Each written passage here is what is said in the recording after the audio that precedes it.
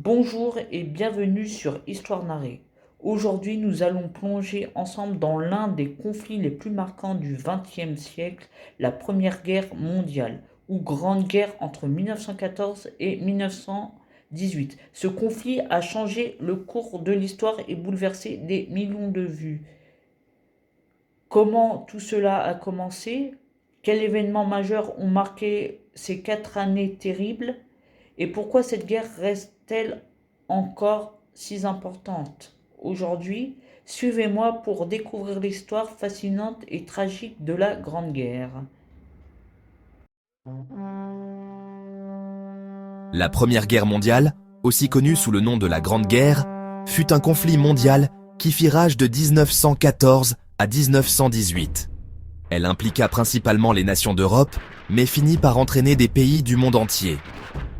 Les principaux belligérants étaient les puissances alliées, menées par la France, la Russie et la Grande-Bretagne, et les puissances centrales, menées par l'Allemagne, l'Autriche-Hongrie et l'Empire ottoman.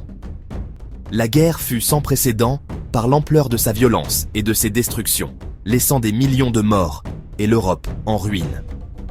L'assassinat de l'archiduc François-Ferdinand d'Autriche-Hongrie à Sarajevo, le 28 juin 1914, déclencha une chaîne d'événements qui plongea l'Europe dans la guerre. L'Autriche-Hongrie, accusant la Serbie de l'assassinat, lui déclara la guerre le 28 juillet. Un réseau complexe d'alliances entra alors en jeu, entraînant d'autres nations dans le conflit. L'Allemagne, alliée à l'Autriche-Hongrie, déclara la guerre à la Russie et à la France. La Grande-Bretagne, obligée de défendre la neutralité de la Belgique, déclara la guerre à l'Allemagne. En quelques semaines, la majeure partie de l'Europe était en guerre. Les causes de la Première Guerre mondiale étaient votées complexes et interconnectées, découlant de décennies de tensions croissantes en Europe. Un facteur majeur fut la montée du nationalisme, qui alimenta les rivalités entre les grandes puissances. L'Allemagne, unifiée en 1871, cherchait à affirmer sa puissance croissante sur la scène mondiale, remettant en cause l'ordre établi dominé par la Grande-Bretagne et la France.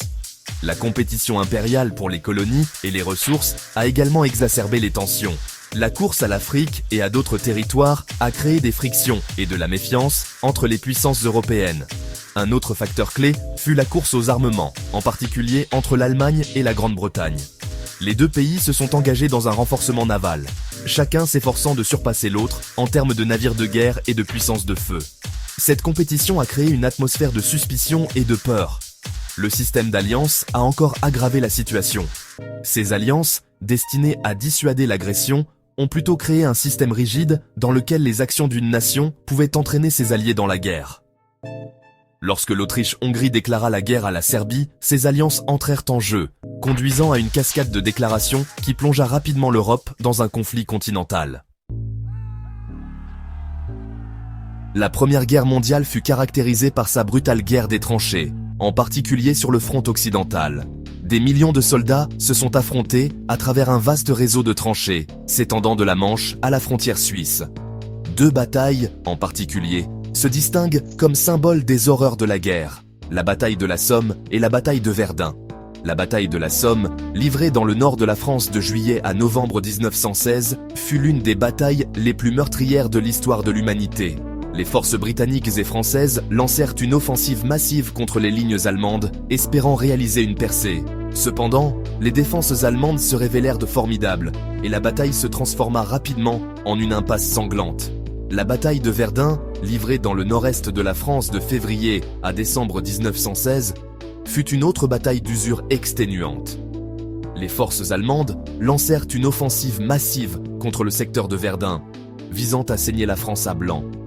Les défenseurs français, déterminés à tenir leur position, se battirent avec une ténacité incroyable.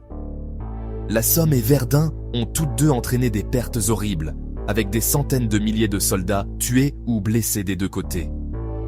Ces batailles illustrent la futilité et la brutalité de la guerre des tranchées, laissant une marque indélébile sur la conscience d'une génération. Section 4. Innovation technologique. Nouvelles formes de guerre. La Première Guerre mondiale a vu l'introduction de nouvelles technologies qui ont révolutionné la guerre. Les mitrailleuses, capables de tirer des centaines de coups par minute, ont considérablement accru la puissance de feu des forces de défense.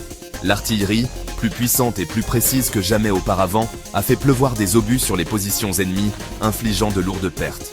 Les gaz toxiques, utilisés pour la première fois par les Allemands en 1915, ont ajouté une nouvelle dimension d'horreur au champ de bataille. Le chlore, le gaz moutarde et d'autres agents chimiques ont causé des douleurs atroces et la mort, terrorisant les soldats et les civils. Les chars d'assaut, déployés pour la première fois par les Britanniques en 1916, étaient destinés à briser l'impasse de la guerre des tranchées. Ces véhicules blindés, bien qu'initialement peu fiables, offraient un nouveau moyen d'attaquer les lignes ennemies.